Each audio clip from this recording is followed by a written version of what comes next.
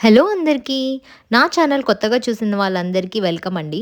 ఈరోజు మనం అందరికీ ఎంతో ఇష్టమైన పండగలకైనా, స్పెషల్ సందర్భాలకైనా తప్పకుండా ఉండాల్సిన క్యారెట్ హల్వా ఎలా చేయాలో చూద్దాము. ఈ హల్వా చాలా టేస్టీగా, చాలా యమ్మీగా ఉంటుంది. అయితే వీడియో చివరి వరకు చూడండి. మీ క్యారెట్ హల్వా రెసిపీ ఈజీగా చెప్పేస్తాను. ఫస్ట్ అయితే క్యారెట్‌ని తురిమేసుకోండి. బాగా క్లీన్ చేసేసుకోండి. నేనైతే పైనున్న పీల్ అంతా తీసేసాను. దాని తర్వాత ఇలా తురుముకున్నాను. మనకి రొటీన్‌గా దొరికే క్యారెట్స్ అయినా, సెపరేట్‌గా హల్వా చేసుకునే క్యారెట్స్ వేరుంటాయి. నేనైతే యూజువల్‌గా దొరికే క్యారెట్స్‌తోనే చేసేసుకుంటున్నాను. ఫస్ట్ అయితే ఒక మందపాటి గిన్నె తీసుకొని కొంచెం ఘీ వేసేసుకోండి.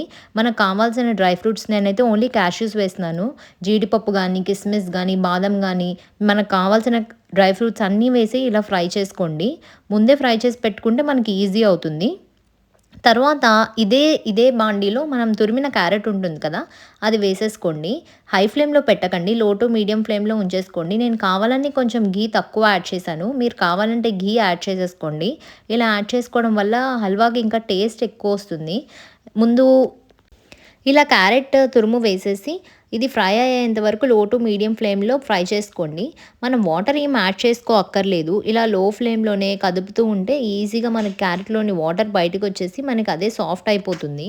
నేనైతే దానిపైన లిడ్ పెట్టేసి ఒక 5-10 మినిట్స్ ఉంచేసి కలుపుతూ ఉన్నాను. నేనేం వాటర్ యాడ్ చేయలేదు. చూసారా కొంచెం సేపటికి ఎంత తక్కువైపోయిందో, మనం చాలా క్యారెట్ యాడ్ చేసాము. ఇది ఇంకా మనకి వాసన పోయేంత వరకు ఫ్రై చేసుకోవాలి.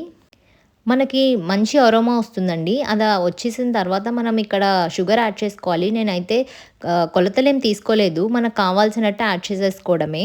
షుగర్ యాడ్ చేసిన తర్వాత లో ఫ్లేమ్‌లో పెట్టుకొని కలుపుతూ ఉండండి. ఆ షుగర్ కొంచెం సాచురేట్ అయిపోయి మనకు హల్వాలో బాగా కలిసిపోతుంది. ఈ ప్రాసెస్ అంతా హై ఫ్లేమ్‌లో పెట్టొద్దు. లాస్ట్‌కి మనకి యాలుకల పొడి ఉంటుంది కదా! అది ఇంకా ఇక్కడైతే నేను కోర్స్‌గా గ్రైండ్ చేసుకున్నాను. మీరు ఇంకా సాఫ్ట్‌గా కూడా చేసుకోవచ్చు. అండ్ అది యాడ్ చేసేస్తే మనకు హల్వా రెడీ అయిపోతుందండి.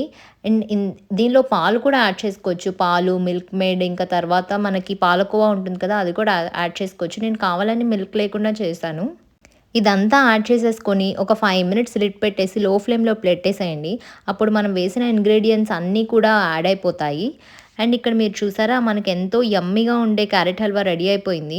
ఇది వెంటనే కాకుండా ఒక 5 మినిట్స్ అలా వదిలేసి తర్వాత సర్వ్ చేసుకోండి. చాలా టేస్టీగా ఉంటుంది. నేను యూట్యూబ్‌లో చాలా రెసిపీస్ చూసాను వితౌట్ మిల్క్ ఎలా చేయాలి అని చెప్పి. అండ్ మనం తినే ముందు మనం డ్రై ఫ్రూట్స్ గార్నిష్ చేసేసుకోండి. మనం వేయించుకున్నాం కదా ముందే అవే యాడ్ చేసేసుకోండి. అండ్ షుగర్ క్వాంటిటీ ఇదంతా మనకు రుచికి తగినట్టు వేసేసుకోండి. అండ్ నేను ఈ క్యారెట్ హల్వా రెసిపీ చాలా కష్టమేమో అనుకున్నాను. చేసిన తర్వాత ఇంత ఈజీనా అనిపించింది. ఇది 1-2 డేస్ మీరు హ్యాపీగా తినేయొచ్చు. నా కంటెంట్ గనుక మీకు నచ్చినట్టయితే లైక్ చేయండి, షేర్ చేయండి, సబ్స్క్రైబ్ చేయండి.